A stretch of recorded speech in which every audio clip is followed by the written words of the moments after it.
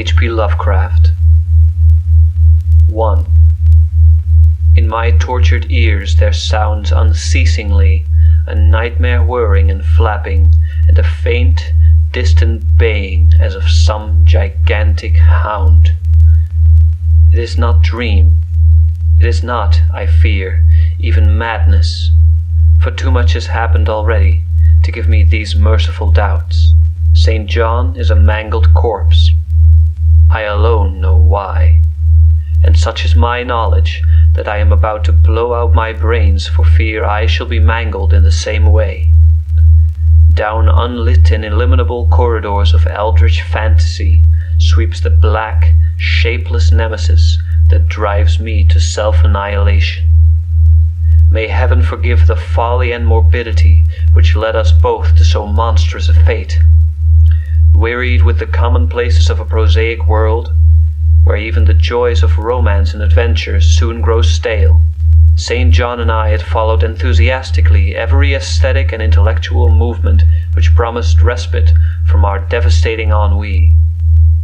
The enigmas of the symbolists and the ecstasies of the pre-Raphaelites, all were ours in their time, but each new mood was drained too soon of its diverting novelty and appeal. Only the somber philosophy of the decadents could hold us, and this we found potent only by increasing gradually the depth and diabolism of our penetrations. Baudelaire and Huysmans were soon exhausted of thrills, till finally there remained for us only the more direct stimuli of unnatural personal experiences and adventures. It was this frightful emotional need which led us eventually to that detestable course which even in my present fear I mention with shame and timidity. That hideous extremity of human outrage, the abhorred practice of grave robbing. I cannot reveal the details of our shocking expeditions, or catalogue even partly the worst of the trophies adorning the nameless museum we prepared in the great stone house where we jointly dwelt, alone and servantless. Our museum was a blasphemous, unthinkable place, where with the satanic taste of neurotic virtuosi, we had assembled a universe of terror and decay to excite our jaded sensibilities. It was a secret room, far, far underground, where huge winged demons carven of basalt and onyx vomited from wide grinning mouths weird green and orange light, and hidden pneumatic pipes ruffled into kaleidoscopic dances of death the lines of red charnel things, hand in hand woven in voluminous black hangings. Through these pipes came at will the odors our moods most craved, sometimes the scent of pale funeral lilies, sometimes the narcotic incense of imagined eastern shrines of the kingly dead, and sometimes, how I shudder to recall it, the frightful, soul-upheaving stenches of the uncovered grave. Around the walls of this repellent chamber were cases of antique mummies, alternating with comely, lifelike bodies, perfectly stuffed and cured by the taxidermist art, and with headstones snatched from the oldest churchyards of the world. Niches here and there contained skulls of all shapes, and heads preserved in various stages of dissolution. There one might find the rotting, bald faces of famous noblemen, and the fresh and radiantly golden heads of newly buried children. Statues and paintings there were, all of fiendish subjects, and some executed by St. John and myself. A locked portfolio, bound in tanned human skin, held certain unknown and unnameable drawings, which it was rumored Goya had perpetrated, but dared not acknowledge. There were nauseous musical instruments, stringed brass and woodwind, on which St. John and I sometimes produced dissonances of exquisite morbidity and cacodemoniacal ghastliness, whilst in a multitude of inlaid ebony cabinets reposed the most incredible and unnameable variety of tumult ever assembled by human madness and perversity. It is of this lute, in particular, that I must not speak. Thank God I had the courage to destroy it long before I thought of destroying myself. The predatory excursions on which we collected our unmentionable treasures were always artistically memorable events. We were no vulgar ghouls, but worked only under certain conditions of mood, landscape, environment, weather, season, and moonlight. These pastimes were to us the most exquisite form of aesthetic expression, and we gave their details a fastidious technical care. An inappropriate hour, a jarring lighting effect, or a clumsy manipulation of the damp sod would almost totally destroy for us that ecstatic titillation which followed the exhumation of some ominous, grinning secret of the earth. Our quest for novel scenes and piquant conditions was feverish and insatiate. St. John was always the leader, and it was he who led the way at last to that mocking, that accursed spot which brought us our hideous and inevitable doom. By what malign fatality were we lured to that terrible Holland churchyard? I think it was the dark rumor and legendary, the tales of one buried for 5 centuries, who had himself been a ghoul in his time, and had stolen a potent thing from a mighty sepulchre. I can recall the scene in these final moments, the pale autumnal moon over the graves, casting long, horrible shadows, the grotesque trees drooping sullenly to meet the neglected grass and the crumbling slabs, the vast legions of strangely colossal bats that flew against the moon, the antique ivied church pointing a huge spectral finger at the livid sky, the phosphorescent insects that danced like death fires under the yews in a distant corner, the odors of mold, vegetation, and less explicable things that mingled feebly with the night wind from over far swamps and seas, and worst of all, the faint, deep-toned baying of some gigantic hound, which we could neither see nor definitely place. As we heard this suggestion of baying, we shuddered, remembering the tales of the peasantry, for he whom we sought had centuries before been found in this selfsame spot, torn and mangled by the claws and teeth of some unspeakable beast. I remembered how we delved in this ghoul's grave with our spades, and how we thrilled at the picture of ourselves, the grave, the pale watching moon, the horrible shadows, the grotesque trees, the titanic bats, the antique church, the dancing death fires, the sickening odors, the gently moaning night wind, and the strange, half-heard, directionless baying of whose objective existence we could scarcely be sure. Then we struck a substance harder than the damp mold, and beheld a rotting oblong box, crusted with mineral deposits from the long undisturbed ground. It was incredibly tough and thick, but so old that we finally pried it open and feasted our eyes on what it held. Much, amazingly much, was left of the object despite the lapse of 500 years. The skeleton, though crushed in places by the jaws of the thing that had killed it, held together with surprising firmness, and we gloated over the clean white skull and its long, firm teeth and its eyeless sockets that once had glowed with a charnel fever like our own. In the coffin lay an amulet of curious and exotic design which had apparently been worn around the sleeper's neck.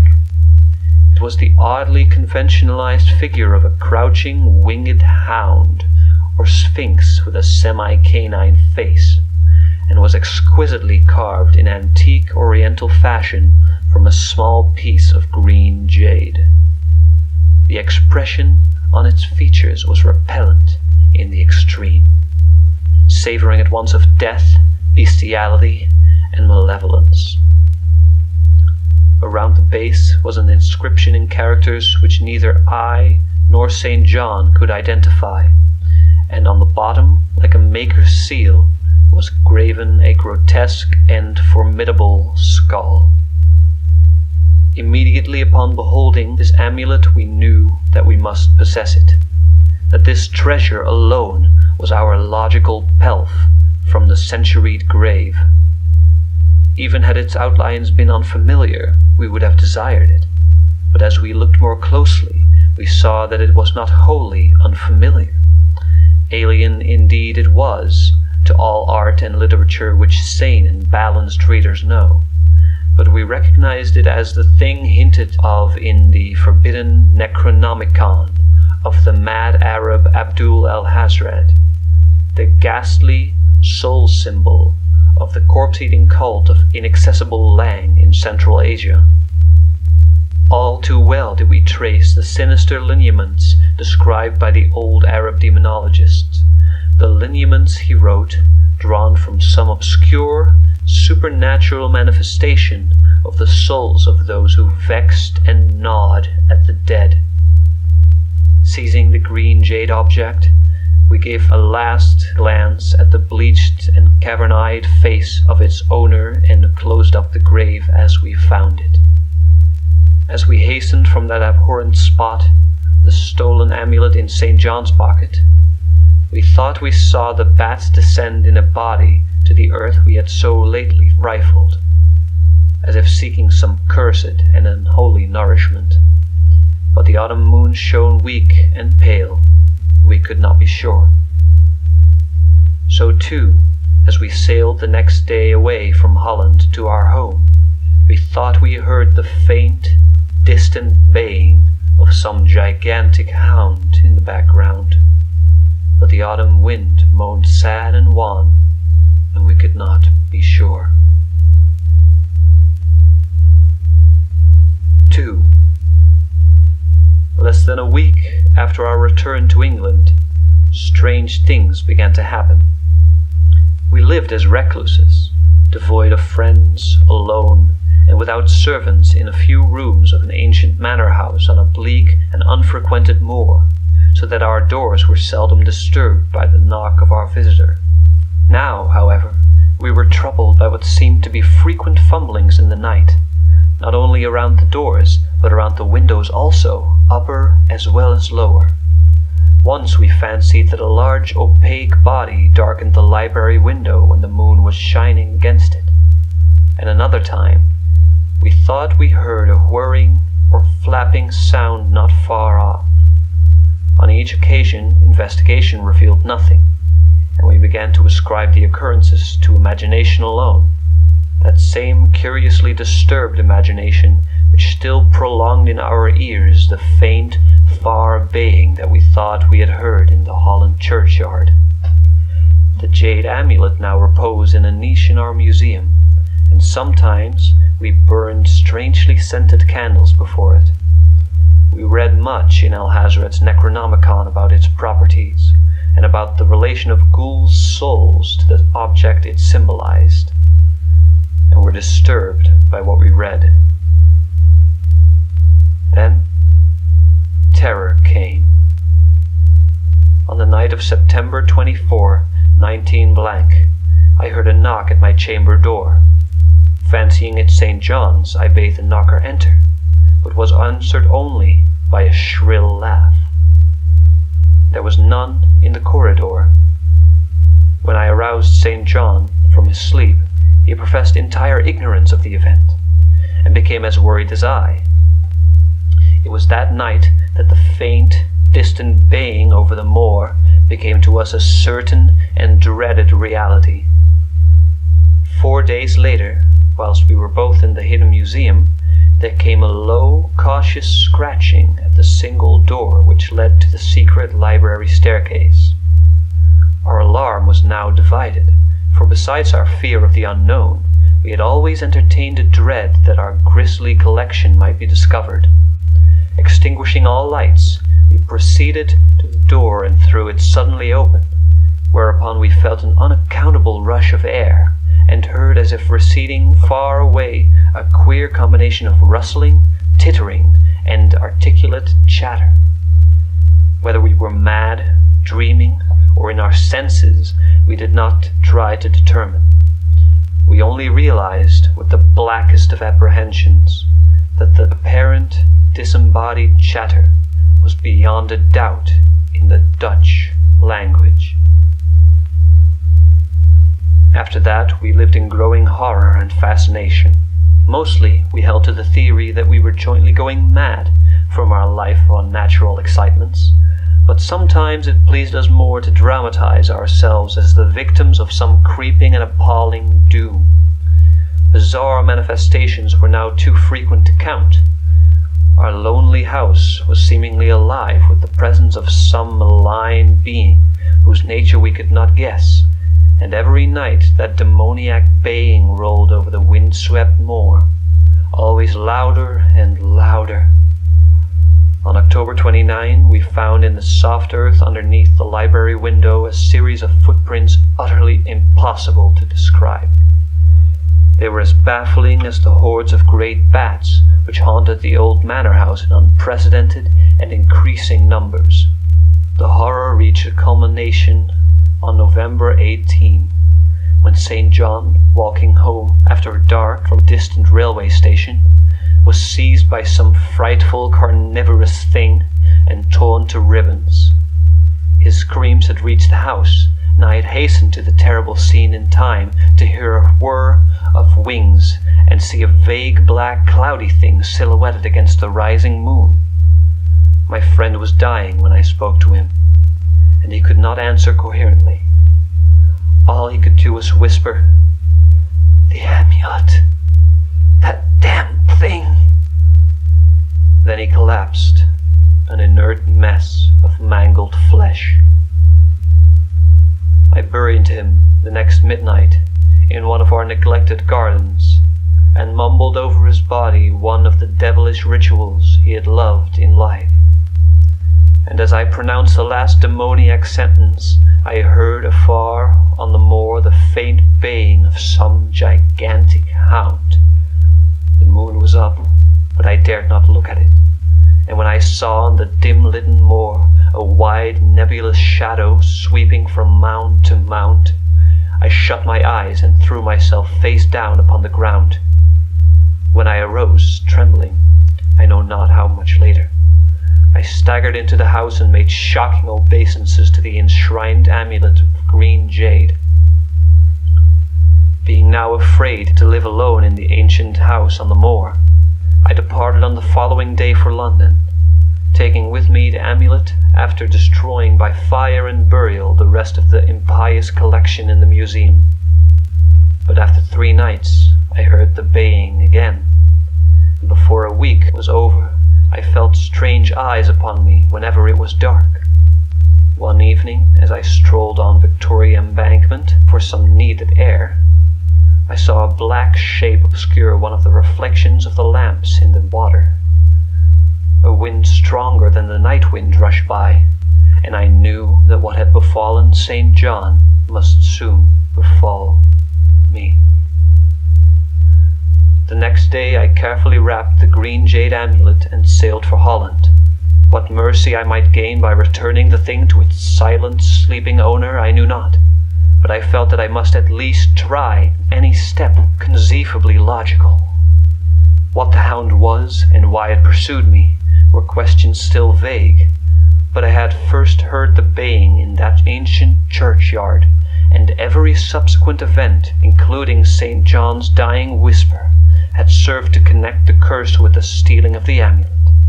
Accordingly, I sank into the nethermost abysses of despair when, at an inn in Rotterdam, I discovered that thieves had despoiled me of this sole means of salvation. The baying was loud that evening, and in the morning I heard of a nameless deed in the vilest quarter of the city. The rabble were in terror, for upon an evil tenement had fallen a red death beyond the foulest previous crime in the neighborhood. In a squalid thieves' den, An entire family had been torn to shreds by an unknown thing which left no trace, and those around had heard all night, above the usual clamor and drunken voices, a faint, deep, incessant note as of a gigantic hound.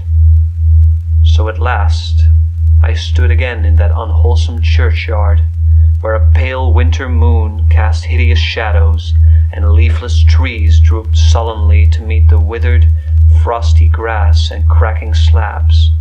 The ivied church pointed a jeering finger at the unfriendly sky, and the night wind howled maniacally over frozen swamps and frigid seas. The baying was very faint now, and it ceased altogether as I approached the ancient grave I had once violated, and frightened away an abnormally large horde of bats which had been hovering curiously around it. I know not why I went thither, unless to pray or gibber out insane pleas and apologies to the calm white thing that lay within. But whatever my reason, I attacked the half-frozen sod with a desperation partly mine and partly that of a dominating will outside myself. Excavation was much easier than I had expected, though at one point I encountered a queer interruption, as a lean vulture darted down from the cold sky and pecked frantically at the grave earth until I killed him with a blow from my spade. Finally, I reached the rotting oblong box and removed the damp nitrous cover. This is the last rational act I ever performed. For crouched within that centuried coffin, embraced by a close-packed nightmare retinue of huge, sinewy, sleeping bats, was the bony thing my friend and I had robbed, not clean and placid as we had seen it then, but covered with caked blood and shreds of alien flesh and hair, and leering sentiently at me with phosphorescent sockets, and sharp and sanguine fangs yawning twistedly in mockery of my inevitable doom. And when it gave, from those grinning jaws, a deep sardonic bay as of some gigantic hound, and I saw that it held in its gory, filthy claw the lost and fateful amulet of green jade, I merely screamed and ran away idiotically, my screams soon dissolving into peals of hysterical laughter. Madness rides the star wind. Claws and teeth sharpened on centuries of corpses, dripping death astride a bacchanal of bats from night-black ruins of buried temples of Belial. Now, as the baying of that dead, fleshless monstrosity grows louder and louder, and the stealthy whirring and flapping of those accursed web wings circles closer and closer, I shall seek with my revolver the oblivion which is my only refuge from the unnamed and unnameable.